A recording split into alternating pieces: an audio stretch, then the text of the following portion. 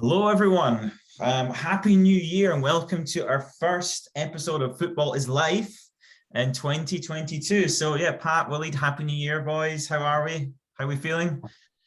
Happy New Happy New Year. Year. Yeah, I can see that the smugness is radiating from Waleed's face. Look at that as a Man City fan. Oh, yeah, you can just see it, just radiating from his. Yeah, Ross, that's just my face. Listen, I Just was going to say, although I'm going to say just to, we have to find a way to put a dampener on the Man City fans. Your hair is not quite as fabulous as it was in 2021, so I think I'm just going to put that out there. So I'm just saying. I've got the haircut booked, and it's going to be coiffed. This morning's been a bit hectic, but don't worry. 2 weeks time, you're gonna new year, new me. Okay, I think the haircut's important. Well, yeah. I still aspire to have hair that looks as good as yours when you've got bedhead. So pretty good stuff. Pat, don't worry, because our football teams aren't doing so well. We'll book a wee holiday out to Turkey, get our hair sorted out in Turkey, and we'll be absolutely have those luscious hair just like Waleed. But anyway, let's get to business, boys. So we've not spoken in a little while, so there's quite a lot to cover. I think we're going to have to start with I think we call it maybe like a bloody December, right? So so many games, lots of whinging from managers about the amount of games, apart from Sean Dyche, who doesn't care. But yeah, so there was this kind of like, massive amount of fixtures, as we all know and love, massive amounts of postponements, which is another interesting topic.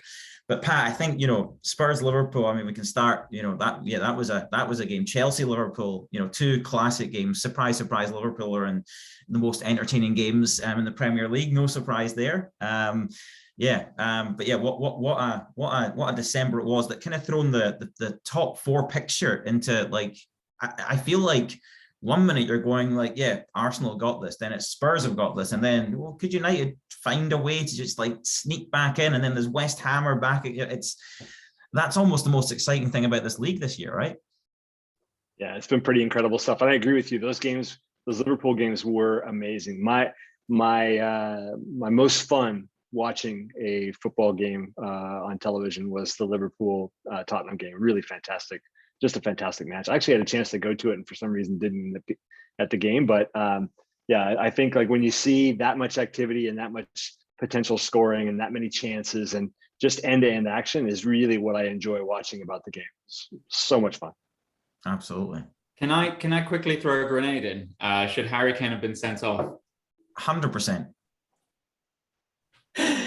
Well, you think that tackle was a little bit aggressive? Is that what you're saying? I mean, look, Pat, let's be real here. Look, and the whole world knows that Harry Kane should have been sent off, right? The thing about that game, the thing is, like, part of me is like, you know what, like, this is the thing about the VAR debate to me, is like, if football is like totally fair, it takes away a little bit of the drama. So part of the drama in sport is a decision that doesn't go the way they should. This can add to the spectacle in this case, which it did, right? Because to me, that early on probably kills the game as a contest, because it becomes very hard for Tottenham. But yeah, I think the critical piece on this, Waleed, is like and this has been, I'm trying to think. So there was the Arsenal City game was another one.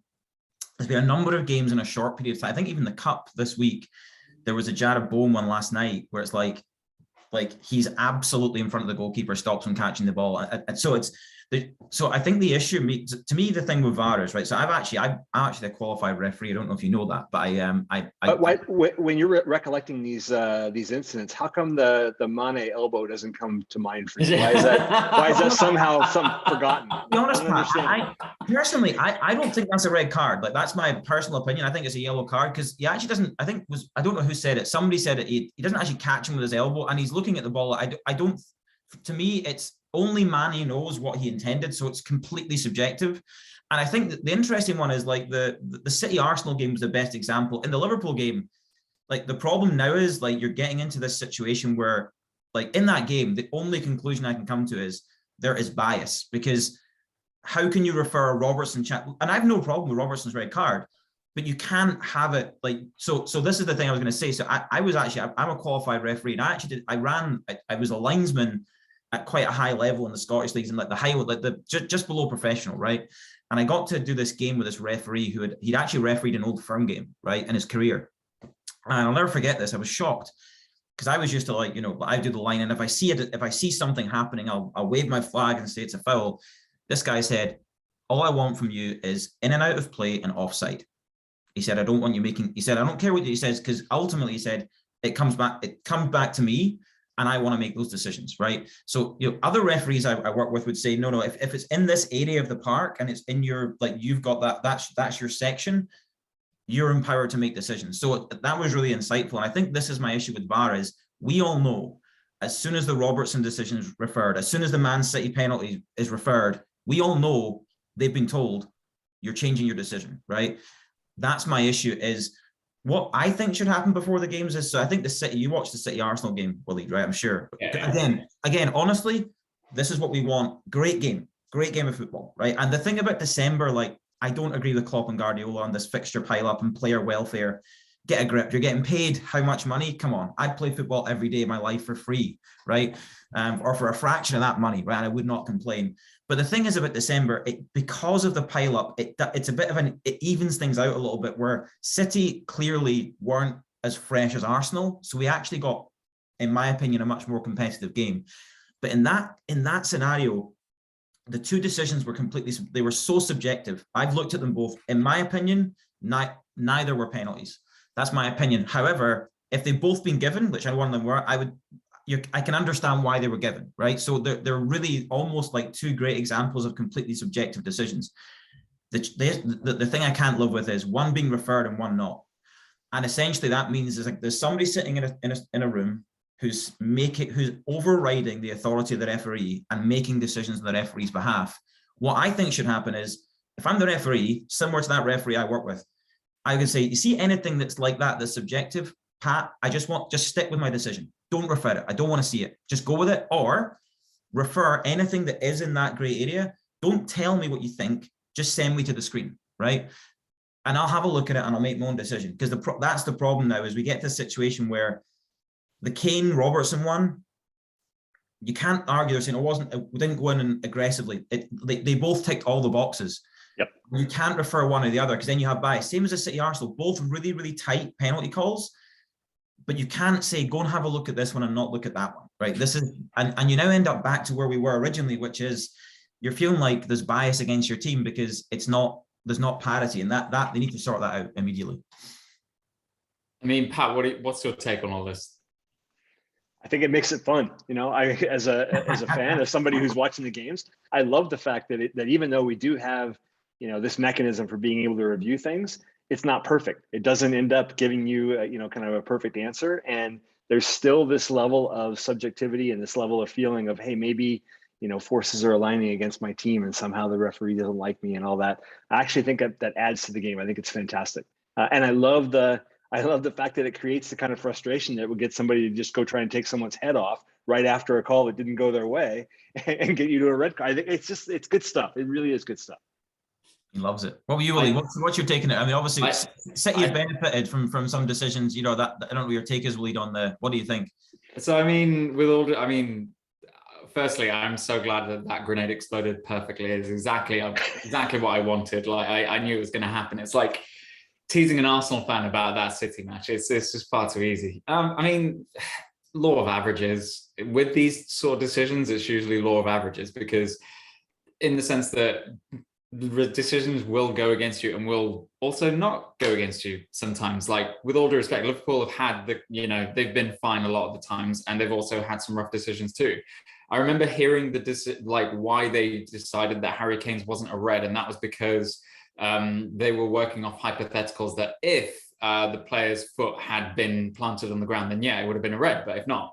And yeah, it's a bit of a weird and stupid call for them to have made, but I feel like over the course of the season, Liverpool will have chances. I mean, we'll have decisions that will go in their favour, and they also won't. Like, that's just the long and short of it. And with City, that happened as well. Like, it happens a lot. Like, for example, the one that I always remember is when Leroy Sané, we were playing Wigan, and Cardiff.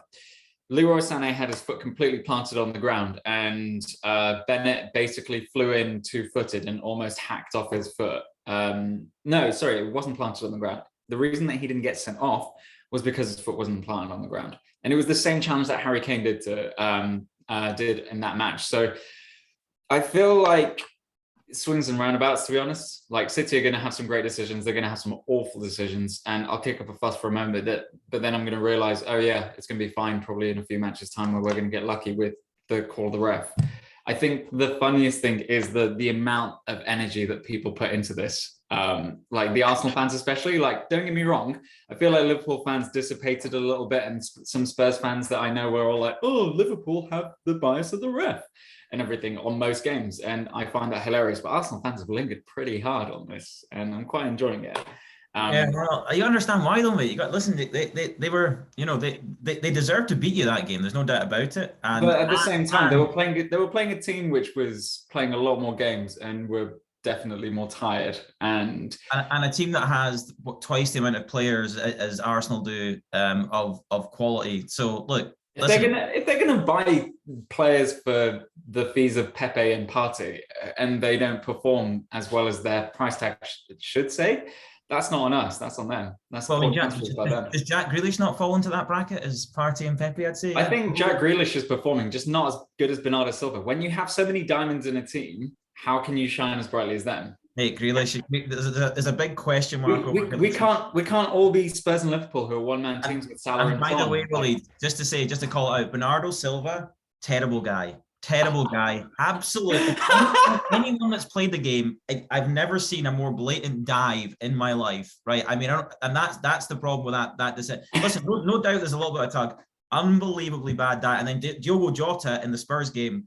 Like, I mean, talk about this is what I mean in that Spurs game was like an epitome of like, how can you not, like, I've never seen a more blatant penalty in my life. Like, it literally is the definition of a penalty. And the reason Harry Kane didn't get sent off is because he's England captain, and Andy Robertson. that's really. I like the way you described it, Willie. You know, in the NBA in the States, they had this announcer back in the day, Chick Hearn, who used to say, "No harm, no foul." That's what he would say whenever there was contact, but they didn't call something. In your case, it sounds like they're going with the no fracture, no foul sort of. That's literally it. Like, that's the thing. Like, the Referees Association and stuff like that came out with a statement of like, oh, because he wasn't actually injured, we're not going to award it. Like, yeah, which is, but then the guy, it's stupid. The Leeds guy got sent off like for a tackle on Elliott, who did get hurt, that wasn't a red card, right? So here's the problem, right? Here's my issue with it. I agree with you. I'm okay. See, the thing is, I'm actually one of these people that I didn't really want VAR, like, unless they have like this auto offside thing. Because to me, look at the offsides. It's like, I mean, I always said that. I've been a linesman. At the speed the game is played, it's impossible to get it right all the time, right? It's really, really difficult, right? Because it's not only looking at the line, but it's the moment they make contact with the ball. How does the human eye call it? It's so hard. This is my issue: is VAR is coming in with the outcome to say, right, we want to try and stop these really, really bad decisions, right? I felt for a period there, I felt good about VAR. I felt this seems they found a happy medium. They're going with the on-field decision. They're letting a bit more go. I felt, yeah, I like this. And then all of a sudden, you're going blatant decisions that there's nobody that disagrees. You go, was that a penalty? Everyone's going, absolute stonewall penalty. Was that a dive? Definitely a dive. Was it a red card? And all of a sudden, it seems to be. So to me, I'd almost say I agree with you, Pat, because I've always said this. In other sports, it's easier because of the American football, there's lots of natural breaks in the game. So it's much easier. It's less, it doesn't really impact the flow of the game as much. But I've always said this is the problem. And I'd say, well, if you're saying law of averages, which I've always kind of felt, okay, yeah, big teams get more, partly because they're better and they probably, they get more penalties because they have more time in the opposition's box, but there's the impact of the crowd and the pressure. But what's the point in VAR if we're going to have these situations where we're just having the same debates about the same things? And to me, it's like you almost query why even have the guy in the room? Doesn't even make sense, right? VAR is fine. It's just the implementation. It's not the implementation. Sorry, it's the interpretation. That's the issue here. It's not VAR. I agree, and that's the point. It's about saying. It's about saying. Only like anything subjective. Like it should only be, hey, you've made a massive mistake. Like this is you've sent off the wrong guy, right? Rather than like the Arsenal City game was a perfect example. I would have been fine either way with either of those decisions saying yes or no, because it was so marginal, right? And I've watched it back, and one angle I'm like, it's a penalty. Then I look and I go, Ederson got the ball. It's so, and even slowed down, it's difficult. I think those are the ones that there's no point having, because it's so, you just go with the instinctive decision of the referee. And I think in both cases, his instincts were right, but I think neither were penalties. And I think typically referees have a good feel for the game. this is what I don't like about VAR. The Tottenham-Liverpool game was almost the opposite spectrum, where it's like you're blatantly getting like major decisions that are so obvious wrong and not talking to each other about it in the right way. So I'm almost like, that's where I'm like, what's the point of having it? Doesn't make a lot of sense. But listen, aside of all that, Pat, as you say, my main feeling after that game was like, I wouldn't have sacrificed all the decisions being right for an inferior. That game was just, as a spectacle, the Chelsea game was the same. Fantastic spectacle. Yeah, it was awesome. It was just incredible. I love the action. I hope we get more of it. It was just so much fun to watch. I mean, it was both teams up and down the pitch. I mean, so much distance covered from each of the teams. Incredible. And in both the games too, the Chelsea Liverpool game as well. Just some really incredible football, and I want to see more of it.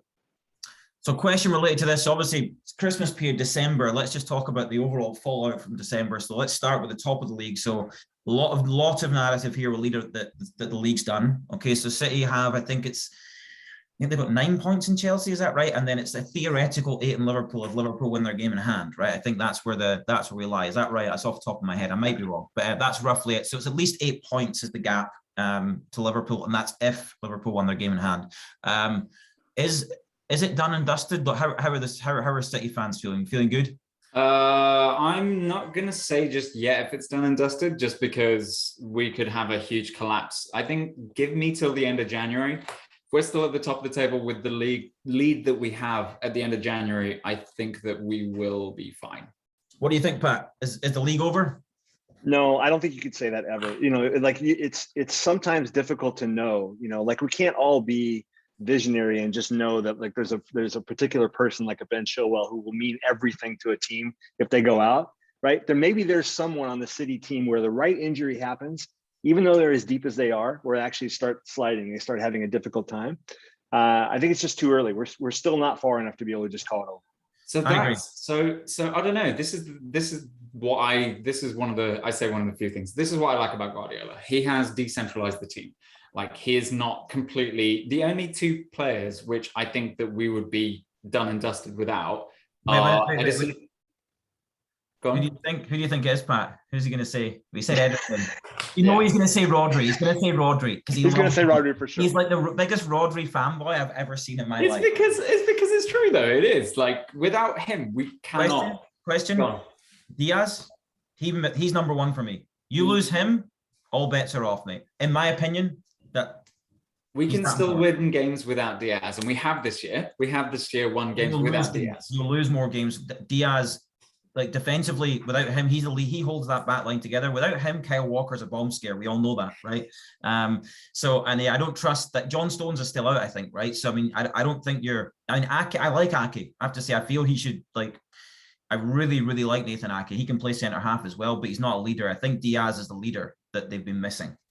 But the thing is that okay, so I do agree, Diaz makes our defense. He is the most important defender we have, head and shoulders, more than Cancelo, more than anyone else. But without him, we look slightly vulnerable at the back, or more vulnerable at the back. But without Rodri, we don't play the way we do at all. Like there's just no way that we play. Fernandinho's still got some minutes in him, mate. He's a great player. Fernandinho's 2 years off retirement. Why is there never? How come there's no Mahrez love from you ever? Like I never hear you say a positive thing. That guy has done more than Grealish for sure this year. More than a lot of guys on the team. When he's on the pitch, he's making. Do you know why, Pat? His calves are too small. They're just not. His calves are just not. Yeah, not elite. Yeah. His thighs are quite small, but aside from his leg structure, I feel like Mahrez doesn't contribute enough defensively or like in the link up. I've watched him play so many times and he frustrates the life out of me. He's like a slow Sterling. He's better at dribbling, but much slower and just has no defensive walk rate. So hard to hear. Absolutely. Listen. You have an embarrassment of riches. Just to go back to your point about the league, I agree. League's not over. What's going to be key is Chelsea next in the league, I believe, at the Etihad. That could be a key. If Chelsea win that game, and this is what people forget, is that and City will have a period, whether it's from the Champions League or what. I think there's talk of like they've been pretty okay with COVID. They've actually got a lot of people back quite full. There could be like you say, Pat, there could just be a period. And the key for me is more, it's not about City, it's more can Liverpool and Chelsea almost need to be almost perfect, I think is the message. That's how I feel as a Liverpool fan. We have to be almost perfect to have a chance. On your Chilwell point, I'm gonna, you know me, I like to call stuff out for what it is. And we'll come to Lukaku gate. We have to, because, you know, it's close to my heart. I heard something that was on the radio. There's a lot of love for Ben Chilwell, and I know in this podcast there's a lot of love. People were talking about, you know, that's when things started falling apart. I was like, people forget, like, Chilwell was not in the team at the beginning of the season, and Chelsea were top of the league. Like, people were talking like Chilwell was the reason that things have. And I'm like, no, like, he wasn't even in the team, and they won the European Cup. They won. They were top of the league, and he came in. He did make the team better. I agree. I'm not saying that he didn't. I do like him, but I just want to call that out. And what about, on that point, what about Chelsea's wobble? So Chelsea, you know, the Tuchel's come in and he's the Messiah. This is the first sign of trouble. We have Lukaku gate now that, you know, but before the Liverpool game, timing wise was terrible. And is it, you know, he's now, we talked about him being kind of like almost smug and cocky in his interviews because he could say what he wants because they were just so good. All of a sudden, Thomas, you're under a little bit of pressure. So what are we thinking about Chelsea? Have we seen that slip, Pat? Yeah, I mean, you love to see it, Ross. I got to quote you. You love to see it. I think they're, you know, there's struggle there with Lukaku for sure, and he's not all that happy at the moment. It was great to hear him kind of. I like the carnage. You know, whenever there's controversy, I love to see it. I think it makes it more fun as a fan to you know, to kind of see that there's a little bit of controversy in the team, and I don't want it to be easy for them. I mean, Chelsea's got just a truckload of talent on the team, of course, but I want it to be a little bit difficult. So I like seeing them have some speed bumps here and there. Yeah, well, what do you think about Chelsea then? How are you viewing Chelsea's wobble and the whole Lukaku situation? And what's your? So, I mean, I read a really, really interesting article in The Athletic, which basically stated, why are people surprised that Chelsea are capitulating right now? I think it makes sense. I mean, I feel like I was slightly in awe of the set of results that they were having and the momentum that they were taking, and the fact they kept so composed and so defensive and so disciplined during the Champions League final. I think that we were all sort of sidetracked by that. But if you look at the heart of it, they've got a team which is sort of, it's kind of half made. It's based completely on defense, which is, you know, kind of being found out a little bit right now. The forward, there's no sense of consistency in the midfield in terms of who's starting, who's playing, and how they play. And also now injuries are piling up. The media is getting to Tuchel, and the players are acting out. Like, he also has a £50 million sub in the form of Timo Werner, who he chooses should not play instead of maybe Callum Hudson-Odoi, which is quite damning, really. I love to see it personally. I've got a friend who's a Chelsea fan who hates to see this, but I think that the more and more you sort of really look at it closer in. I mean, we have been wowed quite heavily by the fact they won the Champions League in the first few months that he was here. Bit unfair because Frank took them most of the way. But I think if you look at it, I know, right? That's hard to hear. That's hard to hear. But if you look at it, their squad is still incredibly young. It's quite fractured. They're relying very heavily on Thiago Silva, who's 37 years old. I feel like they're going through a big transition period. And also they might lose Rudiger and Christensen, which would be horrible for them, but great for everyone else. But it does mean that I feel like they are some front runners to get Haaland if they manage to ship Lukaku. I think that was blown up a bit in the media. I feel like it was overplayed in the media quite a lot. Like, it wasn't that big a deal. He just worded it very poorly. It's not like he's saying, I want to go back to Inter right now. I hate my life. He is very much a case of, oh, I really love Inter. I'd love to go back. They're not going to ship him. They don't want to have egg on their face. So that's, I'll tell you what, Chelsea fans. So, you know, we've talked about Leeds agendas against certain teams like Southampton. It seems like there's I don't know. There's a lot to pick out of that rant there, because I'm not a Chelsea fan, and I'm not a Chelsea lot at all. But Frank Lampard, no, first of all, absolutely zero, pretty much, bar maybe bringing Mason Mount back into the team and recognize potential. Oh yeah, I don't think he's good. I just think that he took them most of the way in the Champions League, and then Tuchel just sort of came on and swept I think that's very generous to Frank. I'm not going to lie. The fact that Chelsea's midfield doesn't function, I think Chelsea's midfield is electric when they do function, and I think he's doing what Pep's doing. Like, they have the ability to move pieces. I disagree with that. The forward, like Timo Werner, mate, I'm sorry, like, you can't play him. He's been terrible. Like, the reason he's sitting on the bench is because he is shocking. That's why. It's the same as like Ndombele at Spurs, like just a terrible guy, big price tag, complete waste of money, right? I mean, Werner needs to move somewhere. It's clear Werner is in his own head. It's like Robbie Keane, he needs to go. The problem Chelsea have is like their defensive, like you said to me, the defensive side of things is a problem. All of a sudden, they're a little bit easier to score against. Like, you know, before, like you said, the reason they were top of the league is because it was so hard to score against them. And now all of a sudden, and I don't really know why, like, because like, you know, like Chilwell and like Reece James are more offensive contributors rather than, but you know, I think they've got guys, you know, Azpilicueta is as defensively good as anyone at Chelsea. It seems strange. To me, it comes back to the same question. Is Romelu Lukaku better than Neil Mopey? Is he better than Neil Mopey? That's the question. Is he better than Timo Pukki? Is he really better than Olivier Giroud? I don't know that he is. I think the problem with his interview wasn't the fact he was saying about Inter. It's the fact that he said, I'm physically fine to play, whereas Tuchel had said he's not physically fine to play. He's basically trying to undermine. So there was some issues there. I actually think it was handled, you're right, it was blown up, but I think they handled it quite well. But yeah, it's going to be interesting to see how that develops because I think I don't know that he's the answer, but I think he's the best. He's the only thing they've got. I don't think they have any other options up front. You know, maybe they should have stuck with Abraham. Maybe they should have stuck with Tammy. He's doing all right at Roma, and supposedly Roma Juventus, I need to catch the highlights of it, was a sensational game. I watched it this morning. Unbelievable. Wow. What a game. And again, something you love to see, Pat, Jose Mourinho throwing away a 3-1 lead in the space of 7 minutes. 7 minutes. You love to see it. You love to see it. That's karma. Okay. Anyway, what will we move on to now? Should we do a little bit in the cups, or should we go straight to the juicy transfer window? What do you think? What will we do next? I feel like there's only a few things that happened in the cup that were worth really mentioning. Like not too much. I mean, Newcastle and Burnley embarrassed themselves, unfortunately. The funniest one has to be probably Arsenal. Because I mean, so I've heard a lot of Arsenal ranting on it. It's less about they're not fussed about losing the game because they can do with having extra fixture lists and stuff like that. It's more so the fact that they lost in that fashion, which is what's worrying. That they had like one shot on target when Tavares did a very terrible back pass or whatever it is. I didn't watch the game because it was Forest versus Arsenal. Why would I do that?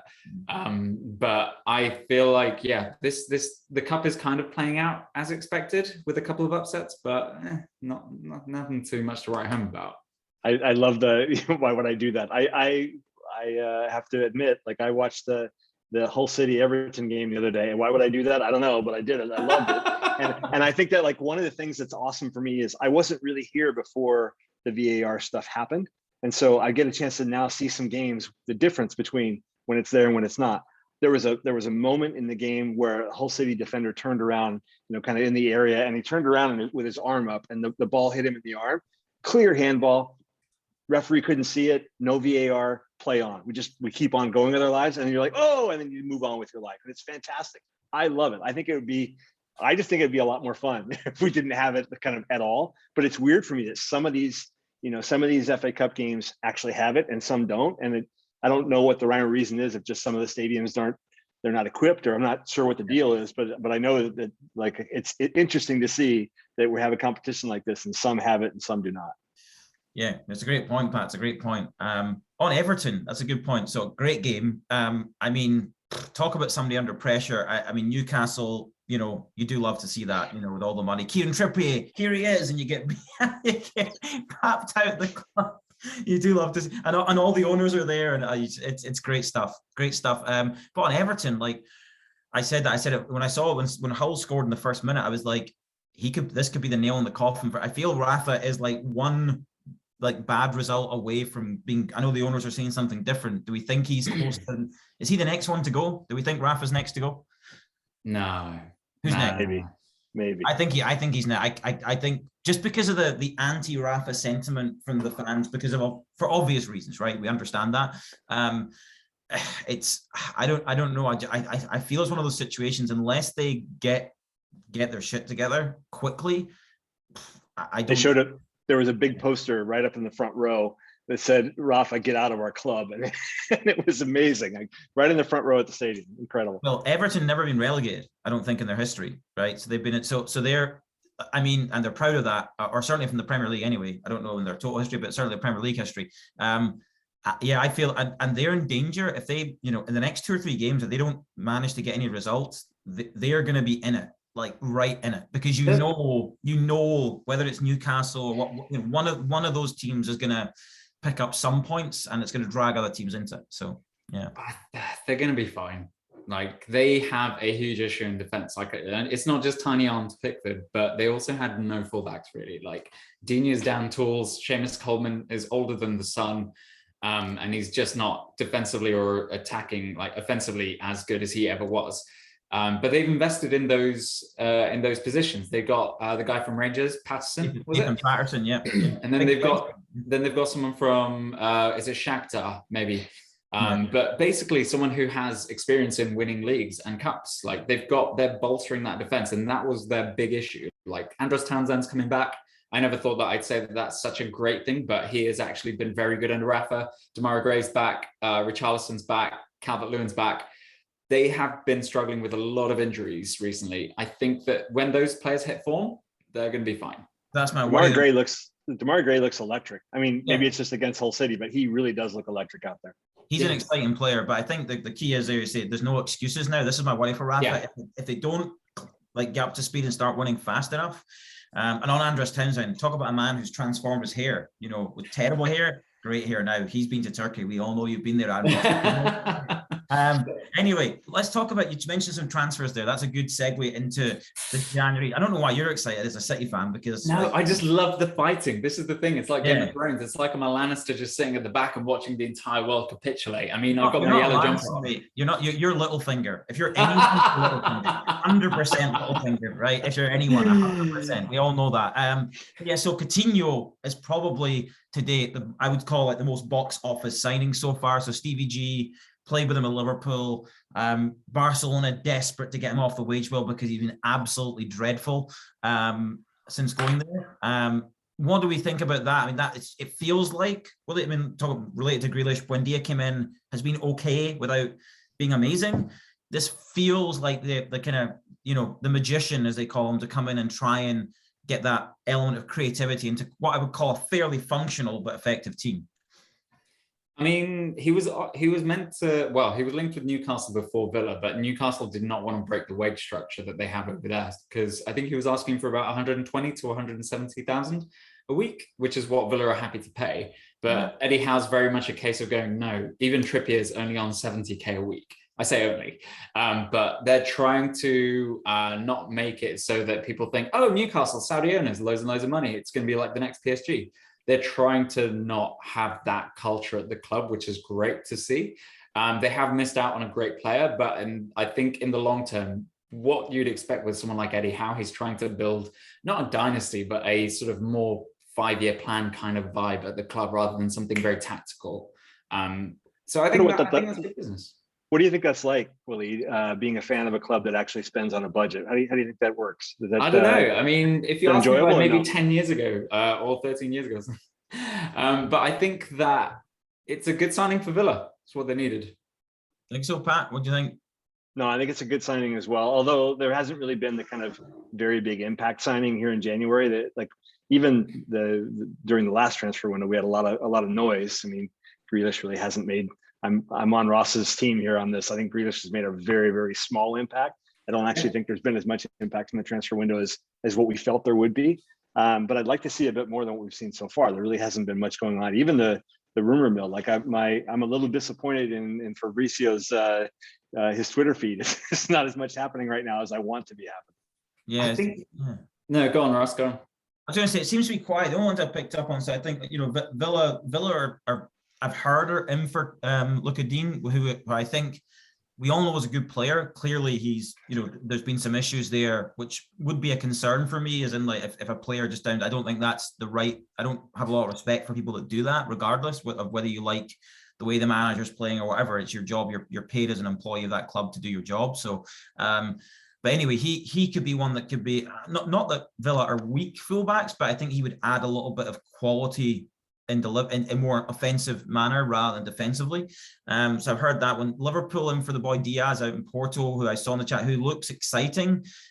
More as a Liverpool fan because of AFCON, you're like, sign a winger, just, get a winger, like just get somebody that could maybe, so that's, I think for Liverpool fans, that seems to be that's the only murmur that I've really heard. I know we were mentioned in the Coutinho conversation, but I knew that would never happen. It's just not, I don't think that's Klopp's MO to do that. So, but yeah, like you say, I guess to me, like we've talked about this before, there's obviously the bottom of the table where you look at Newcastle are going to make some signings, right? So, I mean Trippier is another one that's kind of more box office big signing. You wouldn't be surprised to see, at least 2, maybe 3 more signings with Callum Wilson being out now, I think looks like for the season, which is big news, for Newcastle fans. You're looking at the other teams down there like Watford, Norwich, the teams try and buy their way out of trouble, because I think there's a few teams down there that may need to. Leeds, maybe even with their injury problems, need a striker, need somebody to score goals. But more interesting for me, Pat, is that we mentioned the top 4. I was looking at the table. So conceptually, if Spurs won their 3 games in hand, they'd be like a point behind Chelsea, right? So you just put that into context, right? I think that's right. That's right. Yeah, looking at the way that things are going, it's probably unlikely they'd win all 3, but they could conceivably win 2, so they wouldn't be that far off. You've got Arsenal, who on league form, let's take the Nottingham Forest blip aside, and they've had, they do have a bad performance in them, that team. Everyone knows that. I think Arsenal fans know that. That look like they're not going to fade away. They're going to be in the mix. West Ham have managed to stabilize again and maybe just, found a way without their centre halves to function and are on a decent run of form. And then Man United, who are just, again, of all things you love to see, of all things, if you watch the Wolves game, which was just, I don't know if you saw that game. Well, it was amazing because people are talking about like how amazing Wolves are. And like Wolves are decent, but they're really not. And they're not very clinical going forward. But it was just like Luke Shaw's interview after was like one of my favorite highlights of this new year already. Not only did it demonstrate just how like dull an individual he is, but just some of the stuff he was saying was just so like, we all knew it. It's like that team is ripped apart. I think we call out in this podcast, Ronaldo, like just not what that United team needed, as much as like individual brilliance has bailed them out of games, like for Ole more than anyone, right? Where it's like, Fernandes or Ronaldo or De Gea. I'd say De Gea has done as much as anyone this year for that team. But there's Shaw's saying it. I'm out there. I'm not seeing options when I've got the ball. It feels like not everyone's on the same page. I mean, yeah, I think, but then again, you feel like United are gonna have to get something together. I would expect more transfer rumors around those teams, right? I look at United, I look at Arsenal, I look at Tottenham, particularly those 3, right? Maybe even West Ham, because you're going, Champions League's there. It's there for one of those teams, at least one of those teams. It honestly is. I think that if you look at those teams, like there isn't a clear 4th. Anyone could get hot and take that over, like of the group that you just listed, for sure. I mean, we have, Tottenham's 2 points back of Arsenal with 2 games in hand. So they've got a good chance to be in that spot right now, but they're also, it's very tenuous. I don't see them being, kind of a favorite for road games against just about anybody at the moment. So like, there's a lot of things could happen in that direction. And some of the weird stuff around the transfer window are just like, there's people available that no one's talking about. I mean, so say all the negative things you want about Ndombele and what 55 million or whatever transfer, like crazy, but he's available, and so is Steven Bergwijn. They just, Conte's like, out, take them if you want them. And I don't see any place anyone's talking about the potential of picking them up, even if the number might be relatively small. Nobody seems to really, want them. So it's a small number of kind of rumors that are going on at the moment. Of course, a lot of people, even Arsenal, are talking about Vlahovic and saying like, we want to get this guy in. I think he's probably the star of the people that we might want to bring in at the moment. But I don't actually think that'll happen in January. I hope it does, and I hope it's Spurs. But I actually don't think it'll be January. I think it'll be summer. But yeah, just not a lot happening, and there's so much to play for right now. It's attainable. There's many teams who could actually pick up that 4th spot. I agree. I think that if out of all those teams, who needs it most is probably going to be Spurs. I'm surprised that, there's 3 weeks left and there's no signatures or anything like that. The defense is not as good as it could be. Like when Ben Davies is starting games, whether it's cup or not, like that's slightly scary. Yeah, you could do Vlahovic, but at the same time, you've got Eric Dyer. Like, I don't know. If I was a Spurs fan, I'd be a bit twitchy that they didn't have anything lined up before the transfer window opened. There should be some traction. But January is just famous for either having no signings or some stupid ones. Like Fernandez was probably the best signing in recent times in the January transfer window, along with Laporte and Van Dijk. Like, there's not many January transfer windows which have been in reverse order to which you said it. Yeah. But yeah, I mean, I feel like, yeah, United aren't going to sign anyone because I think Rangnick's playing it smart in the sense that I think it's stupid what the players are doing. Like, he's going to go in 6 months, but he's going to be in a position where he can control their fates in terms of like transferring them out or anything like that. It's really stupid what they're doing. Weird, and Arsenal, it's weird. It's what you expect though, because the thing is that they started chatting about Ole, they started chatting about Jose. Like, I'm not surprised that this is happening because it's a club like where the players are sort of running the club through social media pretty much. And Arsenal, yeah, they could do with a striker now that Aubameyang's just gone. I want to just not play football. They could do with a striker, but at the same time, they'll also be fine without it. It'll just be very hard for them. But I think Spurs really need to sign some people.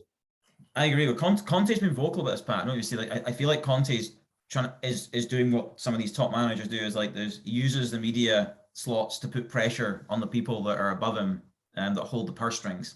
And it feels like every opportunity he's getting, he's talking about the fact that the gap is huge, the investment is needed. The challenge he has is the people that hold the purse strings at Tottenham are very financially prudent, and January is not a window for the financially prudent. Typically, I have a feeling that there will be some maybe late on. I think that the interesting thing is with the way the windows work is, as time ticks down, the balance then shifts. If people are like, I think at the start of the window, people that have assets that maybe people want, take Vlahovic or whoever you want to take, they feel they've got the power because it's like they can command a premium because it's January. What then happens is, as it gets towards the end of the window, if they've not moved the asset, then that window of opportunity shrinks. And then I think that's why we may see some late business getting done. I hope so, because it adds to the drama. But I mean, the race for the top four is I mean, Pat as well. I mean, if Chelsea continue a bit of a slide, I'm saying, as a Liverpool fan, I'm not saying we couldn't, with AFCON, if we have a bad January, I mean, all of a sudden it could open up. It could be it could be a really, it could be the league's done, but it could be the top, there could be 3 slots available there. So I think it's going to be, I think that's the most exciting thing about the league this year, honestly, is just that top 4 discussion and the fact that it's just like so hard to predict, like where, Ragnick comes in, everyone's like, United will get it now, they'll be fine, they've got the better squad, and they've gone the other way. And it's Tottenham are not great, but they're getting results under Conte almost through sheer will, right? Arsenal maybe look the most polished, as in like they've got the philosophy and the playing style, and then West Ham are just this like annoying, like I don't know, like this is annoyance that won't go away, right? They don't want to, So it's super interesting. A lot to look forward to. I think that the Arsenal thing, I mean, do they have their heads on straight? Like, they seem to do so many things well, but I just don't know if they have their heads on straight. Listen, mate, the City game was, I think, it's how they react to adversity. That's a tough one because they deserve to win that. They played so well in that game. And even after the penalty, they went up, Martinelli missed an open goal. There was something in the red card giving Gabriel just madness, right? But and even then, just they almost managed to see it out. They just need to. There's signals of improvement. It's just whether that they, I don't know. I think with all the teams that I don't see any of these teams going in like a 5 or 6 game winning streak, which is what's going to make it so exciting, where they're all capable, and also all 4 teams are 1 or 2 injuries away from a crisis, right? So it's like it's on a knife's edge. This is where. Do you bring people in? Do you have that extra depth that could be the key factor? I think Arsenal don't have European football. That there's going to be lots of different factors at play here, but I think it's interesting. Okay, boys, let's finish up. We're almost at time we have to do fantasy football. It's been a week off this week, which is I think almost been welcome, because it's been like the most stressful time as a fantasy football manager that I can ever remember, where you've just got players going. I mean, you play. I'm going to make 3 transfers, and then the 3 people you transfer in are out with COVID, or the game's postponed, right? it's almost like, I mean, yeah, and then there's the, everyone's got Salah because you'd be mad if you didn't, right? But now Salah, they're out. Do you hold him because you want to, or do you transfer him out for a few weeks and bring him back in? Like what's our advice over the next, like, let's say the course of January for our fantasy managers? Pat, you're doing much better than me now, so I feel like we should go to you. Well, there's two leagues, and the draft league I'm doing very well, and the other league I'm not quite as good. I think that Ross, I think you might have said it a couple of weeks ago. I'm not certain if I heard it from you or from somewhere else. I think Kane might be a good selection for the second half. I just don't see him being bottled up for as long as he has the first half through the second half of the season. And I see the team moving a lot, and you see how much more kind of overall distance covered by the team that's happened through the course of the games with Conte. They've gone up by like 12% or something since he's come on board. It's been ridiculous. And I feel like he'll get it together, and that's a person you want to have on your team. I agree. When you think about strikers, I think if you're looking at strikers, like Lukaku, it's almost difficult to pick at the moment because you're not. I think ultimately he ends up playing, but it feels like there might be a transition for him back into starting again for Chelsea every week. I think if he is starting, then he's a consideration, but again, depends on their fixtures. If they're playing the bottom half of the league, yes, I'd have them in. If they're playing the top half, I would maybe be reluctant. But I agree. Outside of Kane, I think I think Antonio, I've stuck with him. I think you're going to stick with Antonio and Kane. I think there, and then you mentioned Dennis before as a value option.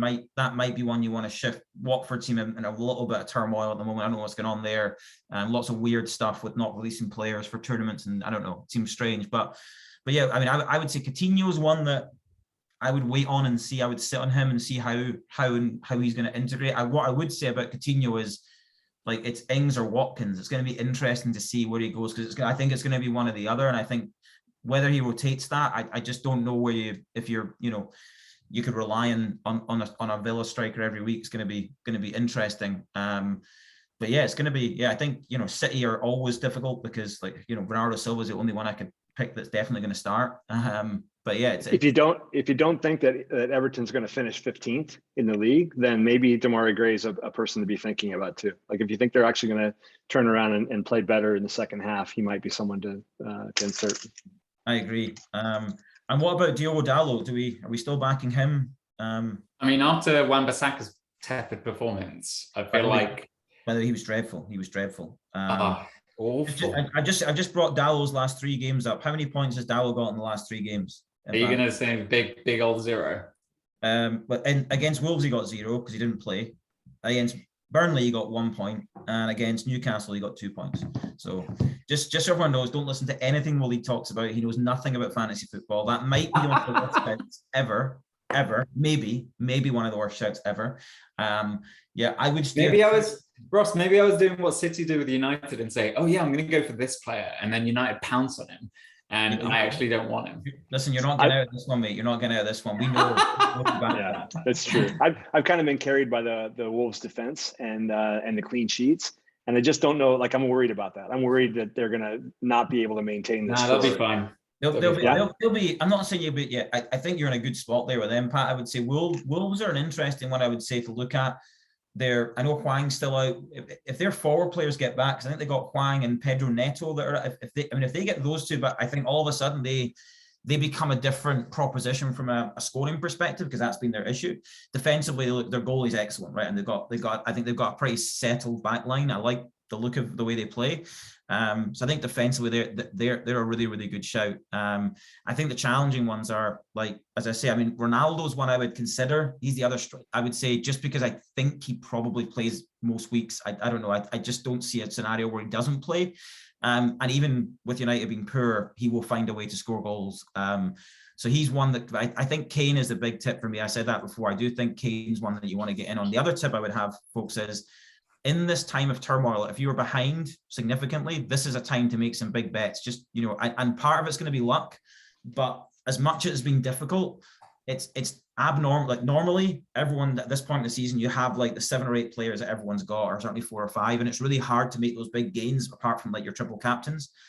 this is the time you just need to make some big bets, and looking at fixtures and maybe be a bit more week to week, certainly through January. I think I would sacrifice Salah, free up some money, make some bets if you're behind, and that might just get you back into the race, right? So I think there's definitely opportunity there to try and gain some ground. Will lead for you, people like you that are lagging behind. So. I've kept Salah just because if you try and sell him now, you take a 0.3 million point hit, which is it's not ideal, especially for struggling managers like myself. I'm going to do a big overhaul. I think I'm going to go in on Wolves defenders. I think I might start looking at. So I mean, I want to have hope with Rafa, but I feel like that could be a lost cause. I feel like even though he's got a couple of fancy fullbacks, I don't think that's going to be enough. I think he's going to be playing a very stiff game just to survive.